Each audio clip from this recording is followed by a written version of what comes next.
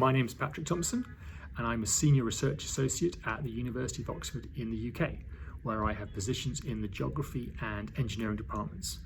I've been working on rural water supply in sub-Saharan Africa for over a decade, and I work primarily in Kenya, and along with my colleagues there, we are currently providing water services to around 70,000 people. I was motivated to get into this area of research from my time working in international development, where I saw in a number of post-conflict countries that the communities we were working with were suffering from serious water issues. So from my work in Kenya, my colleagues there, we have seen some issues that are causing challenges.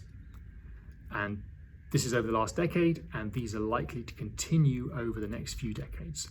We are seeing an increase in agricultural and industrial water use, and this is competing with the demands from households and communities for their drinking water, their essential water.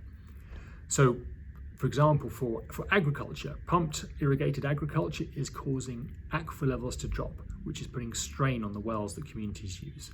Also, from both agricultural and other industrial sources, we are finding pollution that is reducing the water quality of these wells.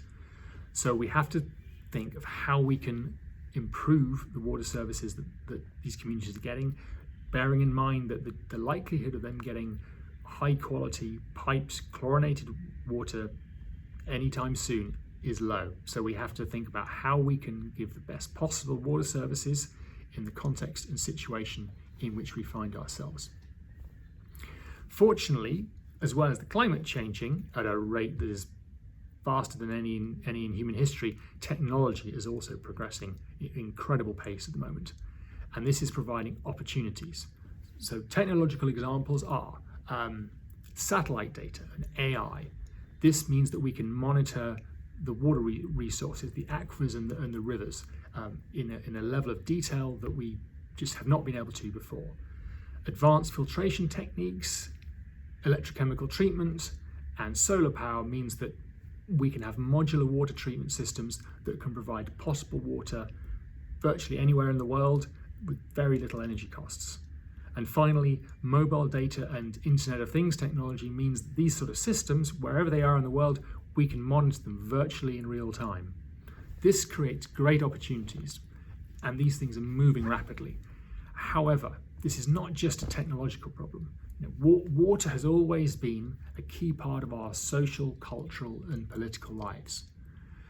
Whether this is who gets to use water from a village well or who controls the flow of great rivers in the world like the Nile or the Indus. Therefore, we have to innovate our management and institutional models alongside our technology.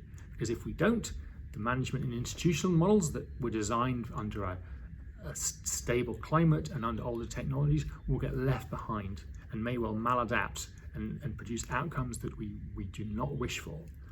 So in order to look at these holistically, these modular, adaptive, decentralized systems holistically, we also need interdisciplinary, multidisciplinary teams to do this.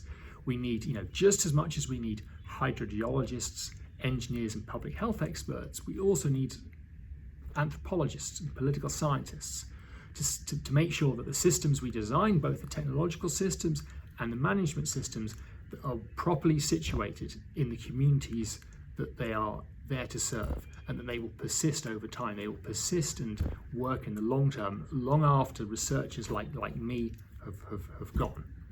So how do we put these coalitions together? Well, we need a shared sense of purpose.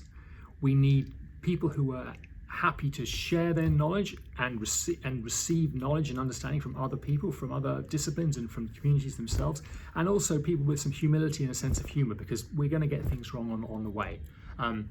So this global water challenge is a big one, but I'd like to think that it's something that will get me up in the morning rather than something that will keep me awake at night.